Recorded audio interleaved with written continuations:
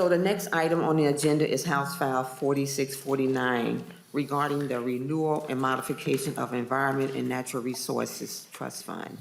Welcome to the committee, Representative Hollins. Thank you, Madam Chair. I believe that there is an author's amendment that I'd like to offer. Yes, so members, while this bill came to us from the Rules Committee, no, not yet. I'll make a call.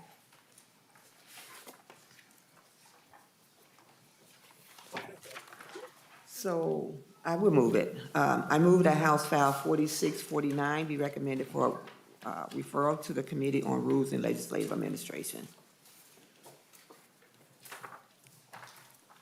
I think there's also an A2 amendment. Vice Chair Olson, would you like to move the A2 amendment for the author? Yes, Madam Chair, I move the A2 amendment. Okay. So Representative Hollins, can you please explain the amendments? Yes, thank you, Madam Chair, and thank you, committee members. The A2 amendment is fairly simple. What it does is change the amount that's appropriated from the Environmental and Natural Resources Trust Fund each year of the biennium. Currently, it is up to 5.5%, and this change would make it up to 7%. So it's pretty technical, it's fairly simple, and I know that we have House staff online also if folks have questions about the finances. Are there any questions to the A2 amendment? Representative O'Neill. Can she talk about how that changes the fiscal note? So,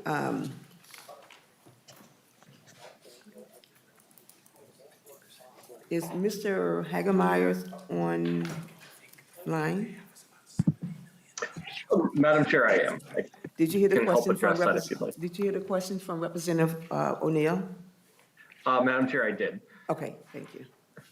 Madam Chair, Representative O'Neill. So the amendment changes line 2.2 of the bill from 5.5% of the market value of the fund on June 30th prior to the start of the biennium to 7% of the market value of the fund on June 30th, 1 year prior to the start of the biennium. So there's kind of a lag issue here, so we don't know the exact number.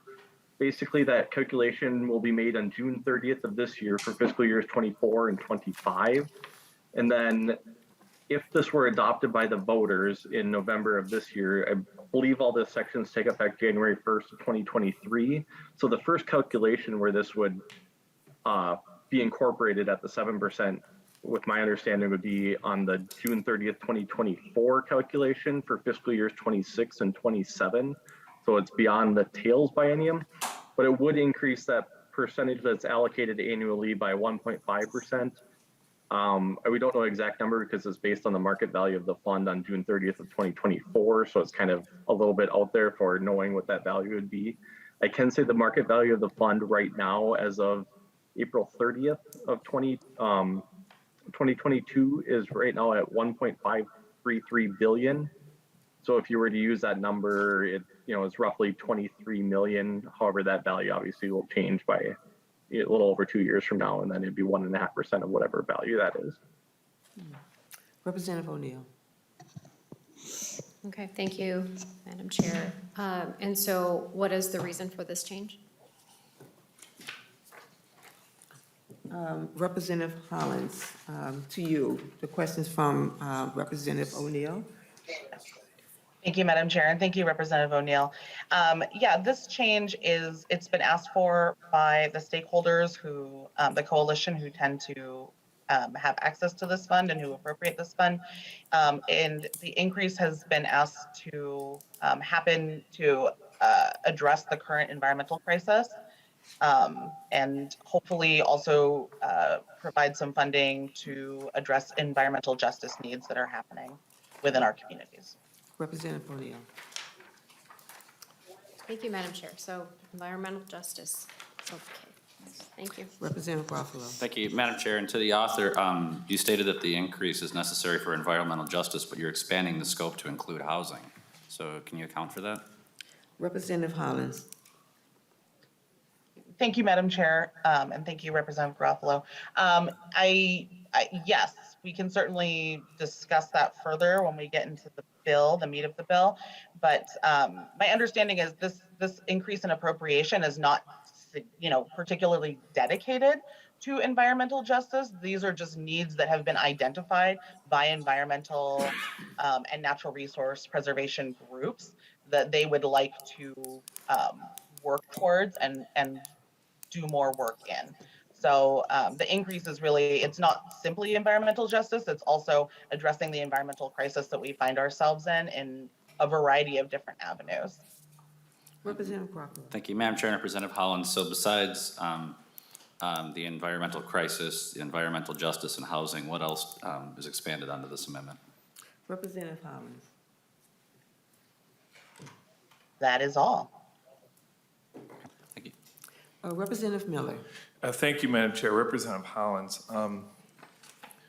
those are pretty broad terms. Can you give us just a couple examples of what environmental justice would look like and what the current, you said we're in an environmental crisis. What is that? Representative Hollins. Thank you, Madam Chair, and thank you, Representative Miller.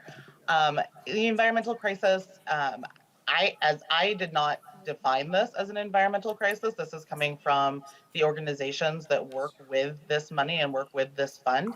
My understanding is, the uses of this in the environment work is incredibly broad. And so to my mind, it could include everything from chronic wasting disease that we're seeing an increase in, to the removal of diseased trees, to preservation of natural resource spaces for people to be able to hunt and fish in.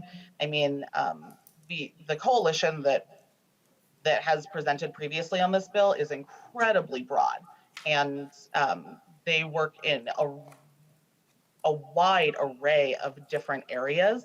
So I think it would be incredibly difficult to pinpoint exactly what this particular increase in funds would be used for. But we know that it is, we know that our temperatures overall are increasing. We know that environment and natural spaces are under threat from a variety of different avenues. And so being able to have additional access to the funds would be useful for all of these organizations. Representative Miller. Thank you, Madam Chair. So, Madam Chair and Representative Hollins, this is Ways and Means, and this is a pretty significant bill that's being presented here. And maybe this is more for the floor. If this comes to discussion, it certainly will come as discussion as this is campaigned if it becomes a constitutional question. But to use these broad terms and to say, well, the kind of the everyone knows and we're going to find out what we need to spend this on is not exactly a responsibility, or is not exactly responsible for this committee, really the legislature, but certainly this committee when we're talking about approving a great deal more money for some broad terms as environmental justice, environmental crisis, and everyone, kind of knows the crisis that we're in. We don't know that. And everything points to sort of statements. I guess the best I could do is vote no on this, but this should be a real concern that the legislature is kind of advancing some pretty significant things, and we're just generalizing that we don't know how this money is going to be spent. We just know it's going to be spent on important things. That's a problem for me. Thank you, Madam Chair. Representative Hansen. Thank you, Madam Chair, and maybe, it's important, and I want to applaud Representative Hollins for her work on this, and that members, we've voted on bills that have left the floor already that have had definitions of environmental justice in them. And you can go to the MPCA agency website or look at the federal government and definitions of environmental justice, but there are areas of our state and areas of our country where there is a history of more pollution. And those areas line up where there may be people who are disadvantaged because of their background or race or their economic status. And so serving on the LCCMR that reviews these requests for proposals. And so on the spending of this, it's competitive and it's scored, the projects are scored based on criteria. And that criteria is published, and we traveled around the state getting input from Minnesotans wherever they were as to what should be the important components that we look at. And that strategic planning is required every 5 years. I think particularly with the amendment that Representative Hollins has done, it recognizes that we are not in 1988 or not 1990 anymore, that the needs are greater, the changes that are occurring with our climate as well as our water quality and as well as environmental justice. Back when the Constitution Amendment was first passed, the words environmental justice probably weren't spoken in this Capitol. But I can assure you they are going to continue to be talked about in the years to come as we recognize this history. So I'd ask you to support Representative Hollins' bill because it recognizes the Minnesota of the next 25 years, and it provides the flexibility through a competitive process where we can respond annually to some of those demands. We're not in a static position where we can't move. We don't have the flexibility to move to respond to crises as they occur. So I would encourage your support. We have a procedure that's worked, but the world has also changed, and we need to change with it. Thank you. Representative Hollins. Thank you, Madam Chair, and thank you, Representative Hansen, and I just want to address Representative Miller's concerns. I think Representative Hansen really touched on this fairly well, but I want to reiterate that, and I don't want to conflate the amendment with the actual bill, but the amendment is increasing the amount that is accessible by the LCCMR to make those decisions. And it's the same process that's been used since 1988. So we're not simply funding without any knowledge or process things that are undefined. This is a process that has been in place and projects that are incredibly well vetted and that frankly benefit the entire state of Minnesota widely, from natural resources to water quality to air quality, as I said, hunting and fishing. And these are all vetted by the LCCMR. So it's not that we're just throwing money at some amorphous concept. Somebody applies for this grant funds and it gets vetted by an entire, well-balanced, nonpartisan team to decide how that money is going to be spent. So even if we are saying in this committee here that it is to address the environmental crisis, it's still going to be vetted by members of the legislature, by appointees of the governor, by people from both sides of the party. And so I think that's incredibly important when we think about this. This really is something that the vast majority of Minnesotans are on board with and garners a lot of support. Thank you. Okay. Representative Baker-Finn. Thank you, Madam Chair. And when in doubt, go read the bill. So line 1.17, this isn't just going to some general amorphous categories. It's going to protection, conservation, preservation, and enhancement of the state's air, water, land, fish, wildlife, and other natural resources, and for addressing climate change. That's almost exactly what is currently law. And then in the housing space, if you go to line 3.23, may be spent only to provide housing, improve housing affordability, and increase homeownership, including but not limited to building and refurbishing affordable housing, mitigating resident displacement, improving housing conditions, providing climate resilient and sustainable housing, and reducing harmful environment and health impacts related to housing. I would hope that we can all agree that those are good goals to work towards. So that specifically is where the money is going to go. Representative Nash. Thank you, Madam Chair.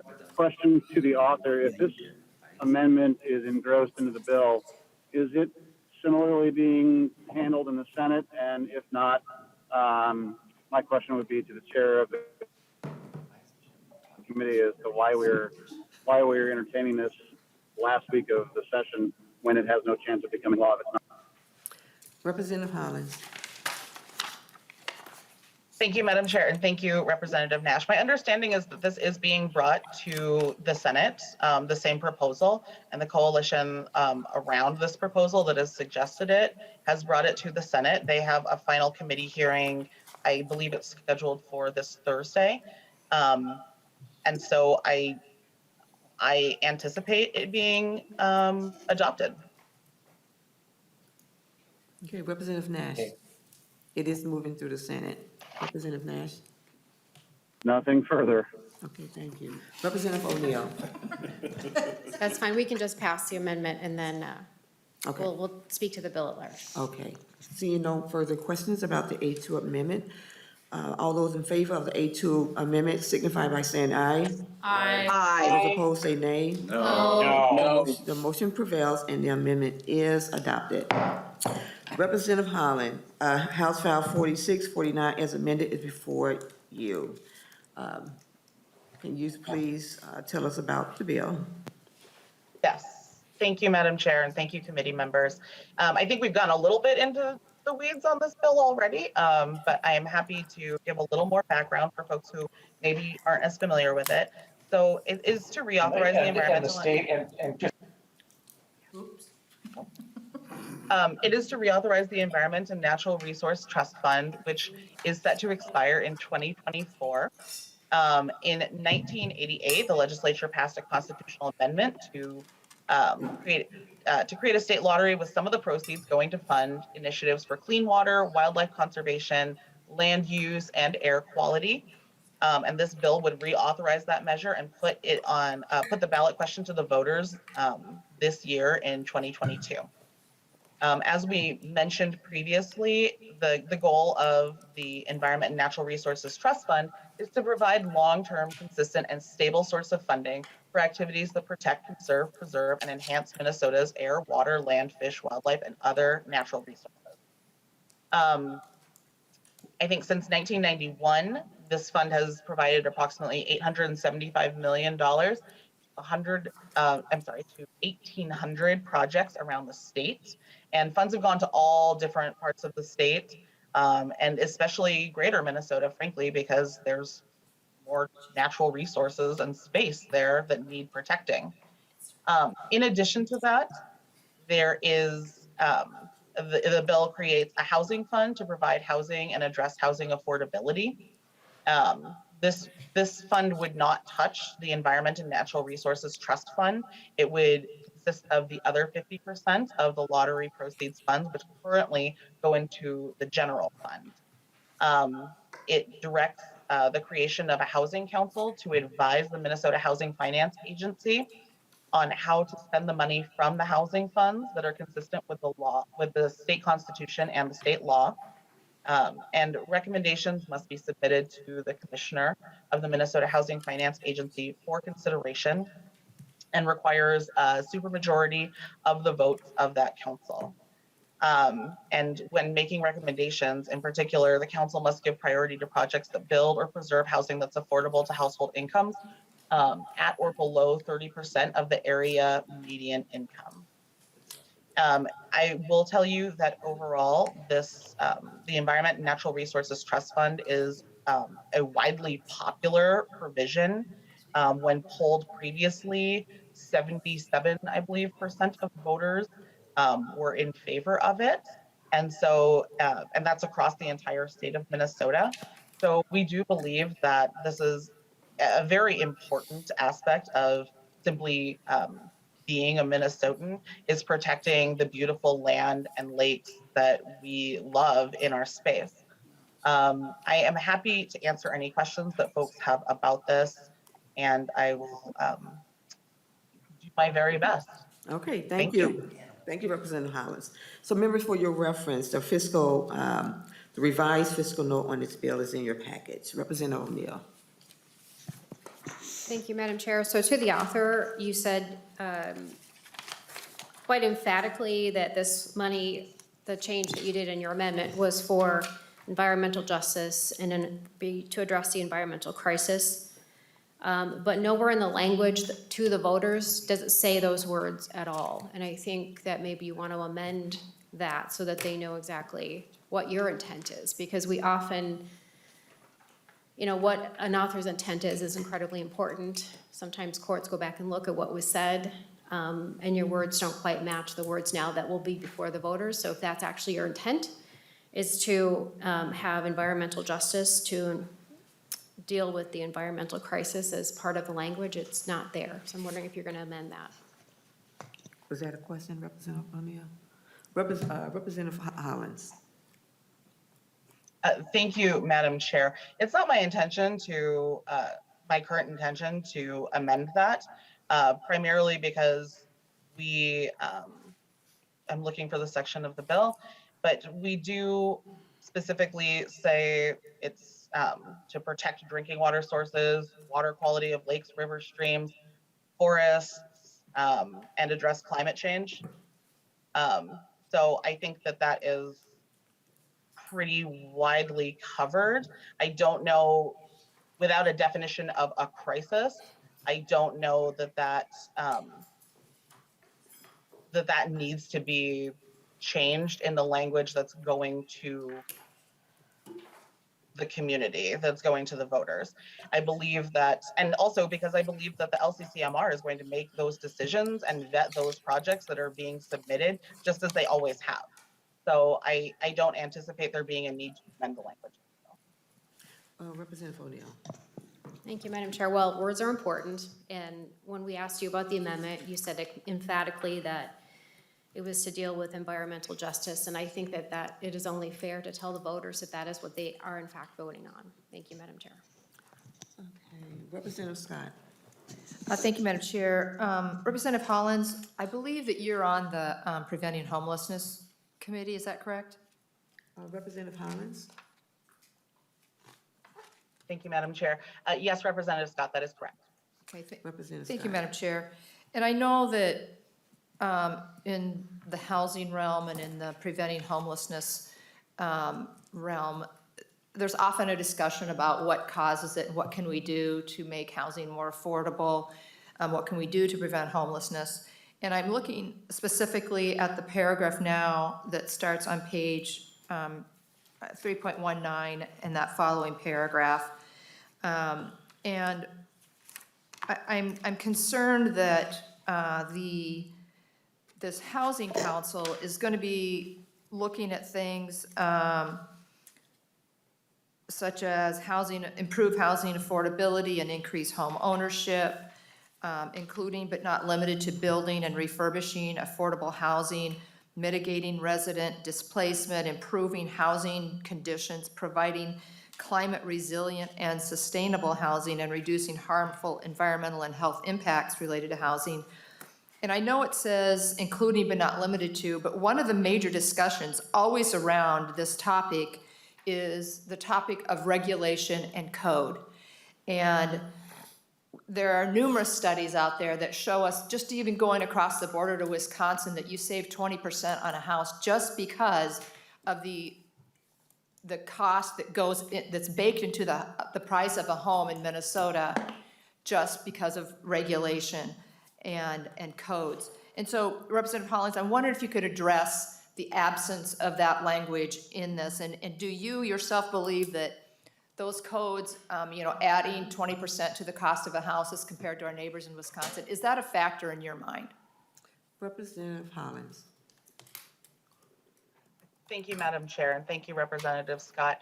I mean, I think you bring up a really interesting question, and I think it's one that we have grappled with as lawmakers for a long time.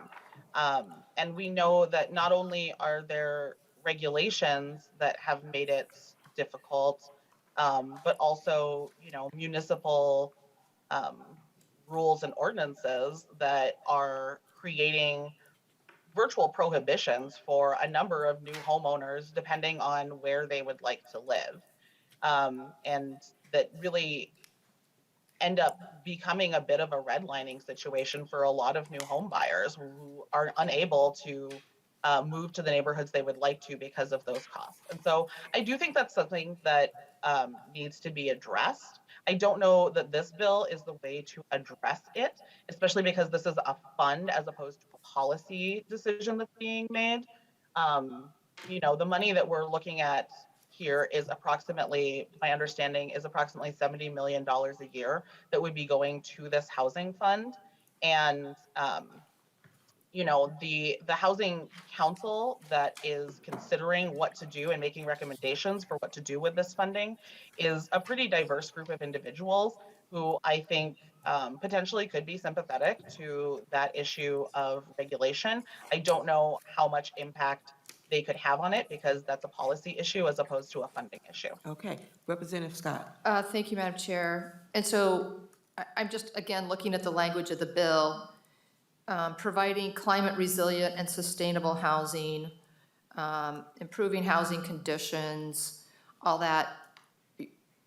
And I guess, to the bill's author,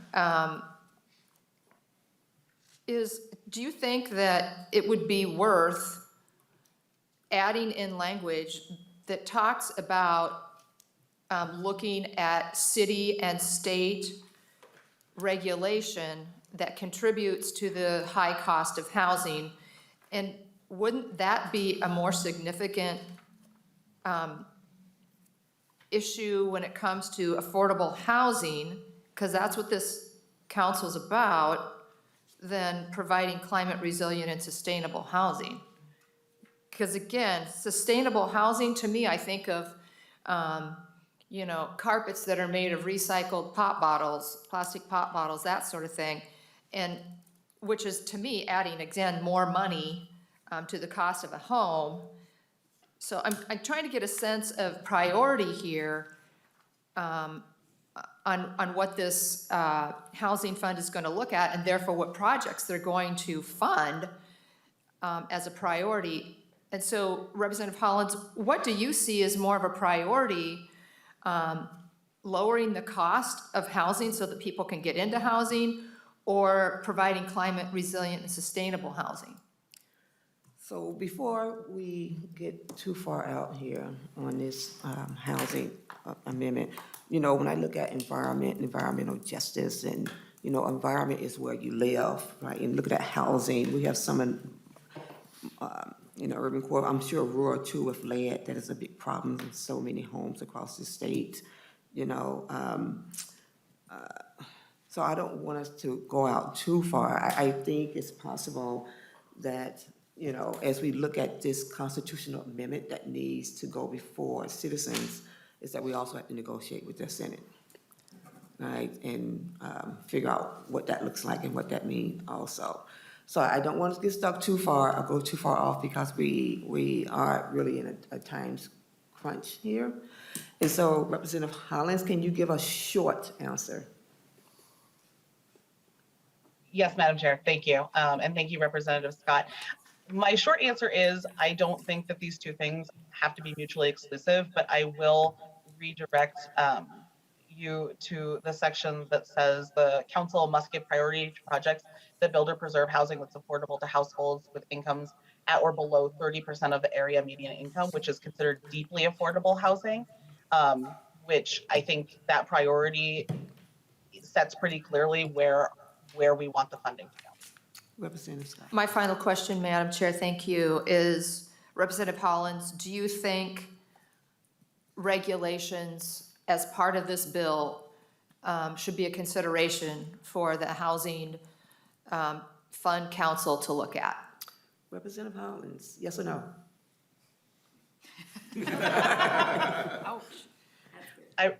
Thank you, Madam Chair. I reject the yes or no question. I would respectfully suggest that that's something that the Housing Fund Council would need to decide. Okay. Not the legislature. Representative Lilly. Thank you, Madam Chair, and Representative Hollins, thank you for bringing this forward. I think it's really important that we make an effort to renew this, and it certainly seems like the right time. It finishes the way the clock goes. It's going to finish out, I think, in '24, so it ends faster than we think. So it's good to get it before the ballot, or on the ballot for the voters to decide. I think we as These councils, I think I was lucky enough to serve in, I think both the members here next to me have served on the council, and I'm looking across, I don't know if, I'm not sure. But I really enjoyed serving on it, and I know they took the vetting of these projects very serious, and they continue to this day, and once, you kind of continue to pay attention to it as a past member, but I think they do a great job, and many, just so you all know, there's so many more requests every year. It's like bonding, there's, they have all these funds, but there's so many more requests and need that's out there for even more money. And a lot of it goes to great projects all over the state, parks and trails and environmental projects. This is our lottery money. You see the TV ads all the time, and they do good work, and maybe we can add some of Garofalo's money to this, or maybe not. The E stuff that won't necessarily get added to it. But anyways, there's there's a lot of neat projects that are done. I think of amazing projects with science efforts with our higher ed institutions all over the state that are done, and I think are really positive things, including our students and working on fresh new ideas for Minnesota. Even I think of Buffalo and Dakota County that was paid for by this. Maybe that is in Representative Garofalo's neighborhood. I don't know, but I hope that we renew this. I appreciate the effort that we're bringing forward. Whether it's at the end of session or any time in session, I think it's good. We're still here to do the work of the people, and let's get this before the voters and hopefully renew this. Okay. Representative Petersburg. And let me just say, we've been on, I think, this bill for at least 35, 40 minutes, and we're going to get to a vote here. Thank you, Madam Chair. Well, I guess the majority's time usage is not my responsibility here in this committee. No, it's mine. Okay? So we're going to discuss this bill the way it needs to be done. And you're absolutely right, all that they talked about, we're in a time constraint here issue. But to Represent Lilly, we're not renewing it. This completely changes a lot of stuff that's going on here with adding housing, increasing the cost. And I guarantee you that this deadline of 2025 has been around for at least 25 years, okay? We've known that the deadline is coming, and to bring it in with less than 5 days left of this session, trying to negotiate a bill of this stature that has this complexity, that is going to go to the public without even us understanding it, is irresponsible for us to actually bring it forward. And it just amazes me that we do this at the last minute, and in which we know in the past it allows us to pass legislation that is not vetted, has many problems, have to be corrected later. And now we're going to go to the public with this without having that vetted. This is just a bad mistake all the way around, moving it at this time. If we'd had time, it should have gone through various committees the first week of session in order to come to it. Come this late is just irresponsible of all of us. Now, please vote no on this. Let's not move it forward till it's ready. Representative Miller? Thank you, Madam Chair. We can't have it both ways with words. I'm hearing that this is going to advance environmental justice, address the environmental crisis that we're in, and then we don't have that in the ballot question. We can't say that it's amorphous and yet it's specific. Like, everyone in the room knows what we're talking about, but if we try to explain what we're going to talk about, we can't give examples of what it is that we're talking about. Okay, we're in the legislature, so we hear words thrown out like environmental justice, and depending on which side of the aisle you're on, that gives a reaction in your mind and has a list of things. But if we're going to bring this as a ballot question before the public and say, well, everybody supports this, 70-something% of the people support this, that must be in the Twin Cities, because I guarantee you that if I go anywhere in rural Minnesota and say this money is going to be spent on environmental justice, you're going to get no votes. And I think it's purposeful that that's not in the ballot question. I'm going to call that out. The difficult thing with amendments in our ballot questions going into constitutional amendments, and we've seen this on things that we like, things that the Democrats like, we form that question in a way that's most palatable to the voter. But what's being proposed in this bill is so fundamentally chosen, so fundamentally distinct for a certain belief system that is not mine. And then it gets put before the people as we're just gonna clean up rivers and streams is unconscionable. And so if we're gonna move this forward and we're gonna have a serious question about whether we use gambling money to spend money on things like this, it needs to be more honest. I agree with Representative Petersburg. It needs to go through committees, it needs to have discussions. It can't just be put in there, oh, we have a ballot question, all because this is gonna go away in a couple of years. We could do the ballot question in 2024 and still accomplish the same thing. So no, this is not something that has to be done this year. I try to be patient with things that make me skeptical around here. This one has my ire up because I don't even believe in the environmental crisis or environmental justice, but I'm supposed to accept it because I get shouted down if I don't. We can't behave this way in the legislature. If we want to have this debate of what environmental justice is, let's have it. Let's have a good long discussion. Let's have a good long family fight, whatever we have to do. But to bring in these huge words and then to say, well, the words don't really mean anything. They're just going to be, we're going to do the question this way. I'm sorry, that's unacceptable. And it's disappointing that the best I can do is vote no on this bill because I think so much more needs to be done with this bill. Thank you, Madam Chair. Representative Hurtas. Thank you, Madam Chair, and Representative Hollins. I'm sure that you have good intentions with what you intend to do with this, but I want to thank Representative Miller and Petersburg and Scott for their questions. And I'm particularly troubled with the language that's going to be submitted to the voters for an amendment change. You know, members, it wasn't all that long ago. Well, I guess it was. I guess I'm a little long in the tooth already. But when we had this transportation amendment, constitutional amendment, you know, the language sounded real cool, you know, not more than 60% of roads, not less than 40% to public transit. Well, what did that mean? It means you could spend nothing on roads and 100% on transit.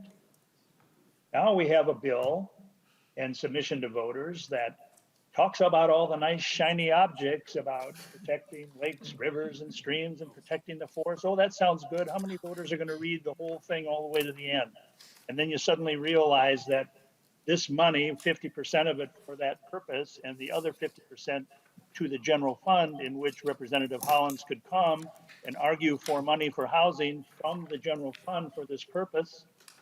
Now we're changing it from the general fund to a dedicated fund to housing. The submission to the voters should really be, should we make the cost of your housing more expensive so other people's housing isn't?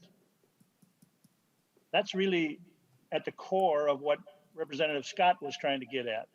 We do so many damn things to make housing expensive in Minnesota, it's pathetic. We're one of 7 states that charges mortgage registration tax and state deed tax. That adds thousands of dollars to housing. I've been in the housing industry my whole life, and every time you turn around, somebody's got their hand in their hand out, digging in your pocket to make houses more expensive. There's nobody who wants to sell houses more than builders. We want everybody to own a house. But this is just going in the wrong direction.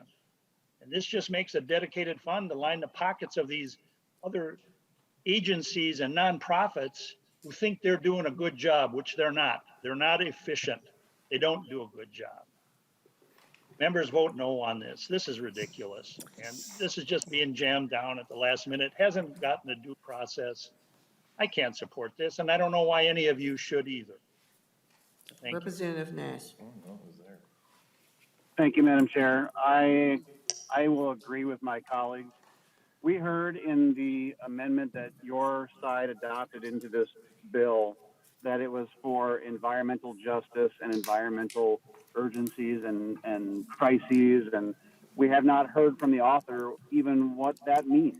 So we've got a word salad that's being thrown out there to wave our hands frantically in the air to create a sense of urgency. And we can't even, from the author, define what that means. There is no definition coming from the author. Then Representative Hansen rides in on a white horse to try to deflect the conversation into a different direction and doesn't accomplish the goal there either. So this is meant to, as Representative Miller and others have said, this is not what people are going to want to vote for if this goes on to pass. And I've checked, the Senate does not have this moving forward. It is not going to be what was amended into today. So we've effectively convened the Ways and Means Committee in vain. This is going nowhere. So for that reason, Madam Chair, I would make a motion to lay this on the table and would request a roll call. This is in vain.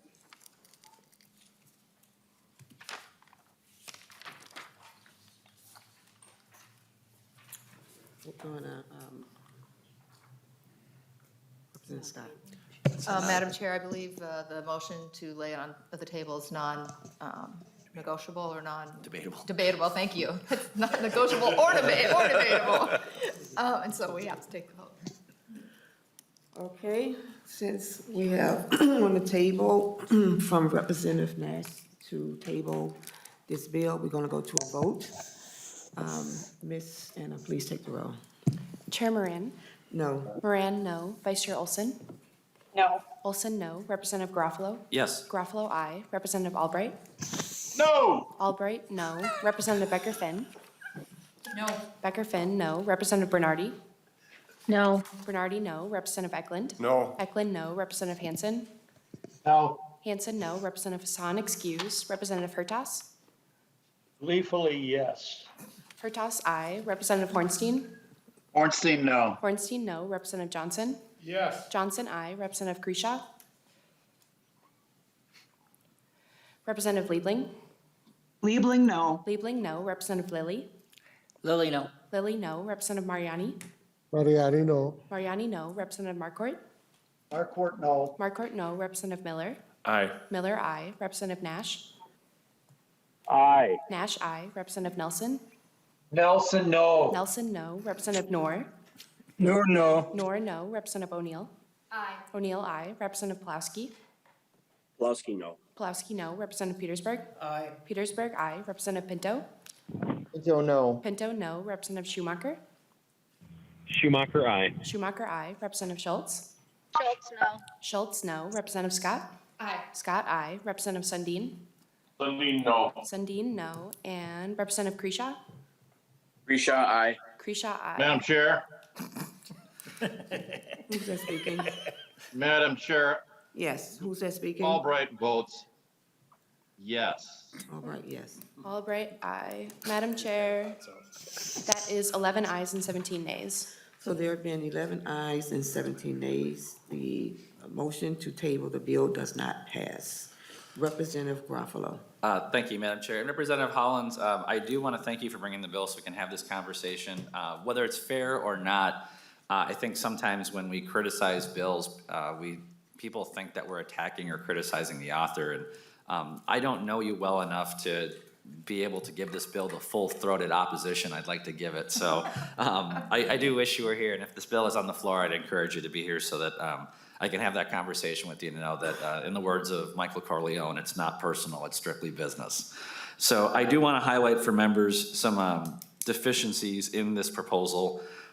This is supposed to be about clean air and clean water, yet on the first page, lines 1.21 through 1.23, we see that there's actually a prohibition that's written into the bill, and I'll read it. It says, "The assets of the Environmental and Natural Resources Trust Fund shall not be used to pay for any costs related to the construction, repair, improvement, or operation of any facility or system that processes wastewater." So what we have right now in Minnesota, particularly in small rural communities, is that we're having higher federal standards, higher state standards, and mandates requiring a better standards for the effluent that is discharged into our water system. But these communities simply lack the property tax base, they lack the wealth to pay for these new mandates that have come from federal and state government. So in this amendment, we are specifically carving out and prohibiting funding for what is one of the biggest ways we can improve water quality in the state of Minnesota. On top of that, I would highlight to members that the Senate companion to this bill, Senate File 4131 has radically different language than the language that's contained in this bill. We've discussed the changes that are proposed in housing that are not present. There are other factors as well. But members, I do want to highlight, I remember last year in this committee, and I don't remember if I said it publicly or privately, but I highlighted to members that no one was doing anything about this constitutional amendment that was expiring. And I don't know what the advocates were doing, what they were thinking, but it's like sometime earlier this year, I don't know, right about March, they figured out that this constitutional amendment is expiring. And I do think it's important for members to point out that we already have a constitutional dedication for environmental resources. It's in the legacy fund. We have that right there. So the idea that we need to have not one, but two separate constitutionally dedicated sources for environmental funding, I think is questionable at best. And I think that the lottery proceeds, however those are dedicated, I do think it's appropriate to have a conversation about what that money, a new source that it could be used for, besides the environment, because legacy is there. But this proposal, specifically with that prohibition in there, not something I'll be supporting, not something I'll be voting in favor of.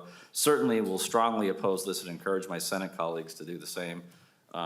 So Madam Chair, I'll be voting no and encourage members of the committee to do the same. All right, well, thank you, Representative Garofalo, and all that spoke and really took this opportunity to air our insights into this bill. So with that, the motion before us is that House File 4649 as amended be recommended to be referred to the Committee on Rules and Legislative Administration. Ms. Anna, please take the roll. Chair Moran. Aye. Moran, aye. Vice Chair Olson. Aye. Olson, aye. Representative Garofalo. No. Garofalo, no. Representative Albright. Nope. Albright, no. Representative Becker-Finn. Aye. Becker-Finn, aye. Representative Bernardi.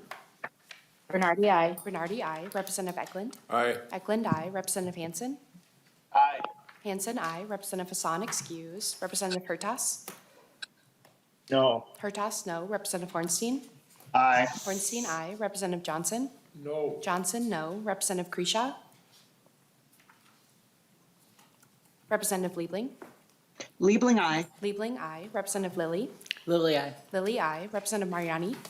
Mariani, aye. Mariani, aye. Representative Marquardt.